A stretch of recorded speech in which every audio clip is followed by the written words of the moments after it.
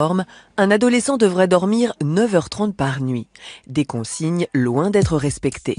Mais quelles sont les conséquences sur leur cerveau? Pour la première fois, des chercheurs ont étudié les habitudes de sommeil de 177 élèves âgés de 14 ans.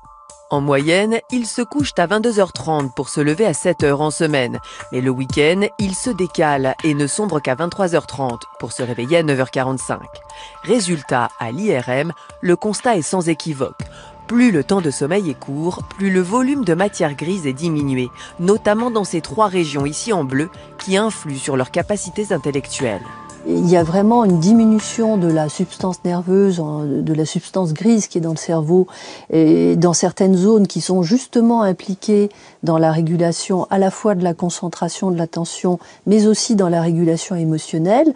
Et donc ça montre qu'il peut y avoir aussi une altération et qu'on est dans un énorme problème de santé publique, parce que là on est en train de jouer avec le cerveau des gens.